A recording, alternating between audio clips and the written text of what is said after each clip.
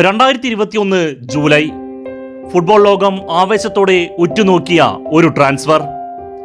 German club Borussia ഡോട്ട്മുണ്ടിൽ നിന്ന് 73 million pound മുടക്കി Manchester United ഒരു ഇംഗ്ലീഷ് യുവതാരത്തെ ഓൾഡ് ട്രാഫോർഡിലേക്ക് എത്തിക്കുന്നു. പേര് ജാഡൻ സാൻചോ.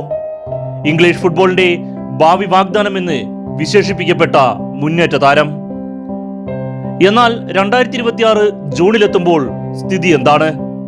മാഞ്ചസ്റ്റർ യുണൈറ്റഡുമായുള്ള കരാർ അവസാനിച്ചതോടെ സാൻചോയെ ക്ലബ്ബ് പൂർണ്ണമായും റിലീസ് ചെയ്തിരിക്കുന്നു.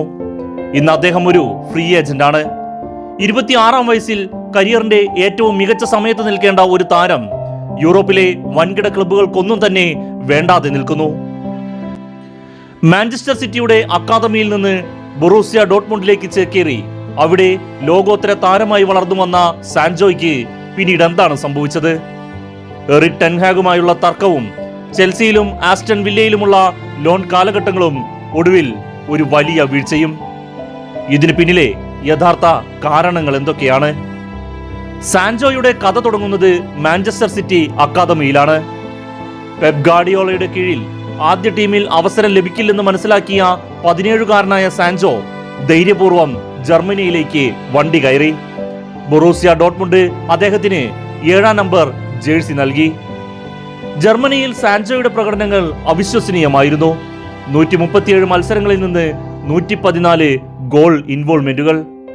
വിങ്ങിലൂടെ ശരവേഗത്തിൽ ഓടിക്കയറുവാനും ഡിഫൻഡർമാരെ അനായാസം മറികടന്ന് കൃത്യമായ പാസുകളും ക്രോസുകളും നൽകുവാനുമുള്ള കഴിവ് സാൻചോയെ യൂറോപ്പിലെ ഏറ്റവും മൂല്യമുള്ള താരങ്ങളിൽ ഒരാളാക്കി മാറ്റുകയായിരുന്നു.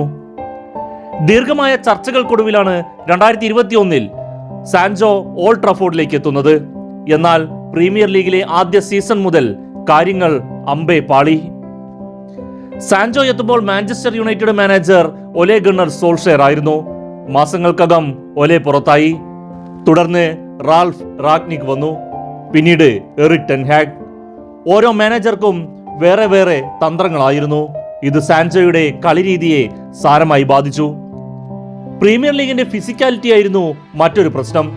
ബുണ്ടസ് ലീഗയിൽ ഡിഫൻഡർമാർ നൽകിയിരുന്ന സ്പേസ് പ്രീമിയർ ലീഗിൽ ലഭിച്ചില്ല.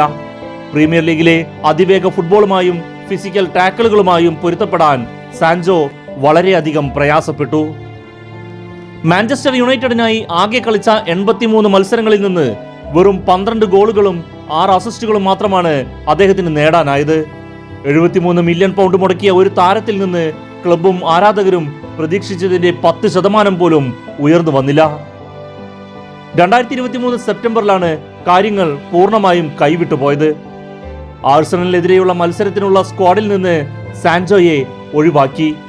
പരിശീലനത്തിലെ മോശം പ്രകടനമാണ് കാരണമെന്ന് കോച്ച് എറിക് ടെൻ ഹാഗ് മാധ്യമങ്ങളോട് പരസ്യമായി പറഞ്ഞു. എന്നാൽ സാൻചോ നിശബ്ദനായിരുന്നില്ല. താൻ ബലിയാടാക്കപ്പെടുകയാണ് എന്നും പരിശീലനത്തിൽ മികച്ച പ്രകടനമാണ് താൻ കാഴ്ചവെച്ചതെന്നും കാണിച്ച് സോഷ്യൽ മീഡിയയിൽ അയാൾ പോസ്റ്റ് ഇട്ടു.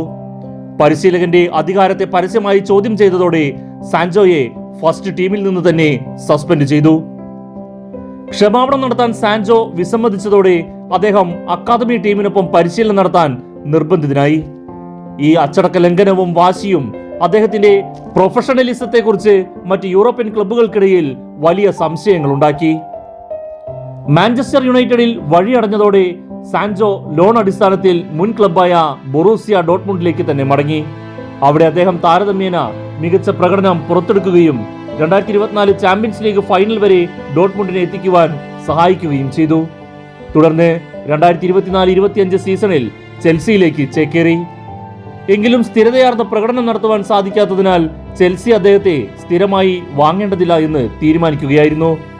2025-26 സീസണിൽ ആസ്റ്റൺ വില്ലയിലാണ് സാൻചോ കളിച്ചത്. ഉനൈ എംറിയുടെ കീഴിൽ ആസ്റ്റൺ വില്ല യൂറോപ്പ ലീഗ് കിരീടം ഉയർത്തിയെങ്കിലും സാൻചോ കൂടുതലും ബെഞ്ചിലായിരുന്നു. വെറും 9 ലീഗ് മത്സരങ്ങളിൽ മാത്രമാണ് അദ്ദേഹത്തിന് സ്റ്റാർട്ടിംഗ് 11-ൽ ഇടം ലഭിച്ചത്. 2026 ജൂണിൽ മാഞ്ചസ്റ്റർ യുണൈറ്റഡുമായുള്ള കരാർ അവസാനിച്ചതോടെ സാൻചോ പൂർണ്ണമായും ഫ്രീ ഏജന്റായി. എന്നാൽ നിലവിൽ എന്തുകൊണ്ടാണ് മുൻനിര ക്ലബ്ബുകളൊന്നും അദ്ദേഹത്തിനായി രംഗത്ത് വരാത്തത്? അതിന്റെ പ്രധാന കാരണങ്ങളിലൊന്ന് സാൻചോയുടെ ഉയർന്ന ശമ്പളമാണ്. മാഞ്ചസ്റ്റർ യുണൈറ്റഡിൽ വാങ്ങിയിരുന്ന ഭീമമായ ശമ്പളം കുറയ്ക്കുവാൻ അദ്ദേഹം തയ്യാറാകാത്തത് ഇടത്തരം ക്ലബ്ബുകളെ പിറകോട്ടടിപ്പിക്കുന്നു. പരിശീലകരുമായുള്ള അസ്വാരസ്യങ്ങളും അച്ചടക്കമില്ലായ്മയും വൻകിട ക്ലബ്ബുകൾക്ക് ആശങ്ക ഉണ്ടാക്കുന്നു എന്നത് മറ്റൊരു കാരണമാണ്. കഴിഞ്ഞ 4 വർഷത്തിനിടയിൽ വിരലിൽ എണ്ണാവുന്ന മത്സരങ്ങളിൽ മാത്രമാണ് പഴയ സാൻചോയെ കാണാൻ സാധിച്ചത്. അതുകൊണ്ട് അയാളുടെ ഫിസിക്കാലിറ്റിയിലും കളി മികവിലും ക്ലബ്ബുകൾ സംശയം ഉന്നയിക്കുന്നുമുണ്ട്. നിലവിൽ ഖത്തർ ക്ലബ്ബായ അൽ റയാനിൽ നിന്ന് സാൻചോയ്ക്ക് ഓഫർ ലഭിച്ചതായി റിപ്പോർട്ടുകളുണ്ട്. 26-ാം വയസ്സിൽ യൂറോപ്യൻ ഫുട്ബോളിന്റെ പ്രധാന വേദിയിൽ നിന്ന് മിഡിൽ ഈസ്റ്റിലേക്ക് ചേക്കേറേണ്ടി വരുന്നത് ഒരു കളിക്കാരനെ സംബന്ധിച്ച് വലിയ തിരിച്ചടി തന്നെയാണ്. കഴിവും കഴിവുകേടും തമ്മിലുള്ള വ്യത്യാസമല്ല ജാഡൻ സാൻചോയുടെ കഥ. മറിച്ച് ശരിയായ തീരുമാനങ്ങൾ എടുക്കാതിരിക്കുന്നതും അച്ചടക്കമില്ലായ്മയും സമ്മർദ്ദങ്ങളെ അതിജീവിക്കാൻ സാധിക്കാത്തതും എത്ര വലിയ പ്രൊഫഷണൽ കരിയറിനെയും തകർത്തു കളയുമെന്നതിന്റെ ഉദാഹരണമാണ്. ജാഡൻ സാൻചോയ്ക്ക് ഇനിയൊരു തിരിച്ചുവരവ് സാധ്യമാകുമോ? നിങ്ങളുടെ അഭിപ്രായങ്ങൾ താഴെ കമന്റ് ബോക്സിൽ രേഖപ്പെടുത്തുക.